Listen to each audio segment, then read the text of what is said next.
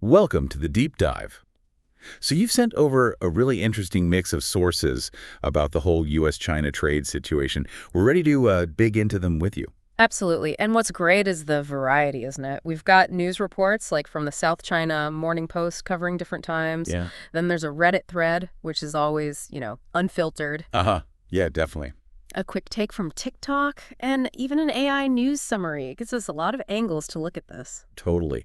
And wading through it all, a few core questions kind of pop out, don't they? Like, where are we actually at with U.S.-China trade right now? Mm-hmm. What are the main sticking points, the different takes on it? And, the big one, where might this whole thing be heading? Exactly. So our goal here really is to unpack that, pull out the key threads from all these sources and try to make sense of it for you without getting totally lost in the details. Okay. Sounds good. Where should we start? Maybe China's position. Yeah, let's do that. It's interesting because even going back to May 2019, the People's Daily through that Terra Notes commentary was already pushing back hard. Right, I remember that. The whole no more concessions line against Trump's tariff threats. Precisely. And what's telling is that this came just before Vice Premier Liu He's trip to the U.S. Which got cut short, didn't it? It did, which really signaled, even back then, a kind of hardening in Beijing's stance. It wasn't just talk. And it seems like that feeling hasn't really gone away. If we fast forward to April 2025, we see the People's Daily still saying things like, the sky will not fall, even with U.S. tariffs. That consistency is remarkable, isn't it? It shows real resolve, or at least that's the message they want to project. Definitely. And then you layer on top of that the comments from President Xi and Xia Beilong around the same time, April 2025. Talking about U.S. bullying. Yeah, and even going further, suggesting the U.S. is aiming for China's very survival. That's a major shift in how they seem to view U.S. intentions. It really frames the U.S. actions, especially under a potential Trump 2.0, as something much bigger than just a trade dispute, doesn't it? It absolutely does. It suggests they think the fundamental nature of the conflict has changed. Okay, so that's a pretty clear picture of China's perspective evolving. Now, let's flip to the U.S. side of the tariffs themselves. Right. And one thing that came up in the Reddit discussion you shared was pretty insightful, I thought. What was that? That there's actually quite a bit of agreement in the U.S., across parties, about taking a tougher line on China. Tariffs seem to be the go-to tool, regardless of who's in charge. Yeah, that's a fair point. We saw Trump start it in his first term. Escalating things like that increase on, what was it, U.S. $200 billion worth of goods back then. The 2019 SCMP piece mentioned it. Right, but the numbers we're seeing discussed more recently for 2025, they're kind of staggering. They really are. That White House fact sheet reported by the SCMP talking about tariffs potentially hitting 245% on certain Chinese products. Wow, 245%. Yeah. And then there was that additional 34% announced in April 25. That's the 24% specific to China, plus a 10% baseline for everyone. That just keeps piling on the pressure. I saw that Gavical Dragonomics analysis calling it a worst-case scenario for China. Yeah, saying it made the old Smoot-Hawley tariffs look tame, which is quite a comparison. It really is. And then you have Trump floating ideas for a potential second term. Right. The August 2024 opinion piece in the SCMP laid those out. Like 10% on all imports, 60% specifically on Chinese stuff, and even 100% on cars made elsewhere. It paints a picture of a very, very different global trade landscape if that happens, a much more walled-off U.S. in some ways. So the big question hovering over all this is why? Is it just about trade balances and economics? Or is there something more? That Reddit discussion touched on this too, didn't it? The argument that, well, maybe these tariffs are needed to bring critical industries back home. Like medicine components, tech, things seen as vital for national security, not just the economy, reducing that dependence on China. Exactly. So for some people, it's less about the trade deficit number and more about, strategic vulnerabilities. But that strategy has real-world costs, right? We saw that in the AI news report about Elon Musk. Oh, definitely. His plea in 2025 for Trump to ease off the tariffs, citing that huge 42% drop in Tesla's stock. Yeah, and he directly linked it to the tariffs, saying they just jack up costs and make U.S. companies less competitive. It really brings it down to earth, doesn't it? Away from the geopolitical stage and onto the balance sheet of a major company. Absolutely.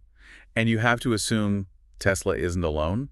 The wider car industry expressing concerns about production costs, higher prices for buyers. It ripples through, which connects to another point from that Reddit thread, the worry about inflation. Right. If tariffs make imported goods or goods made with imported parts more expensive, then everyday Americans feel it in their wallets. It's a direct hit to purchasing power.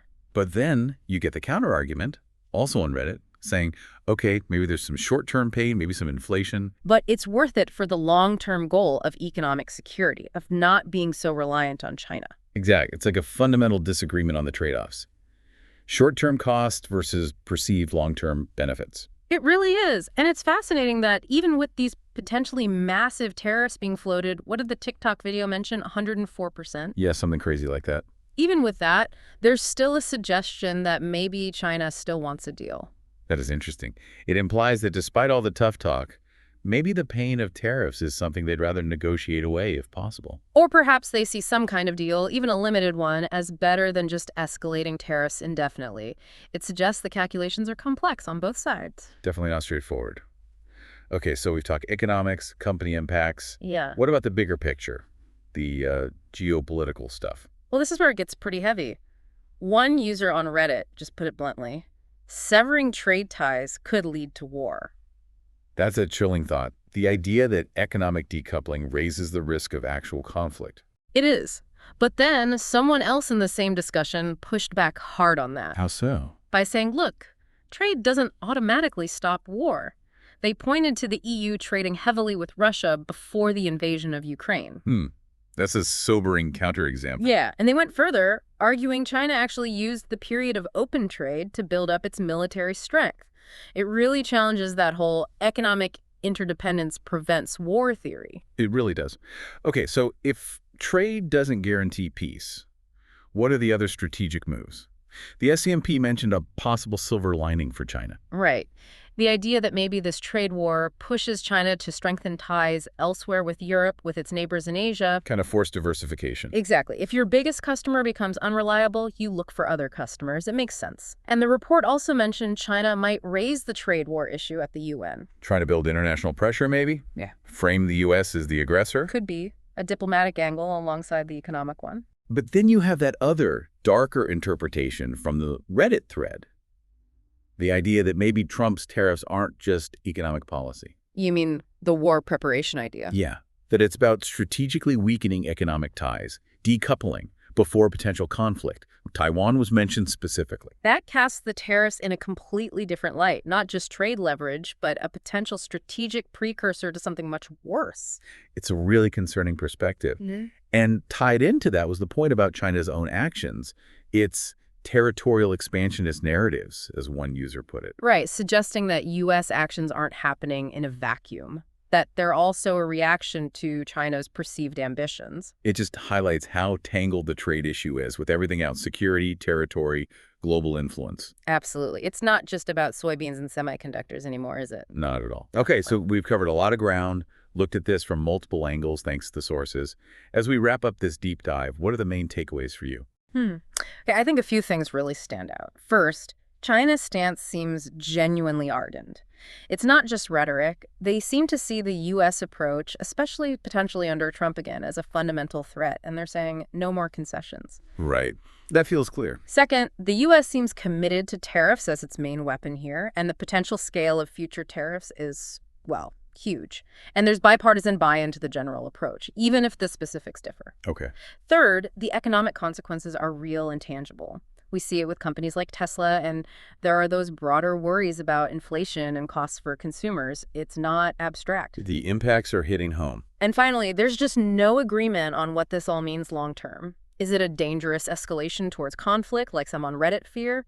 Or is it a necessary, if painful, strategic move by the U.S. to rebalance the relationship and protect its interests?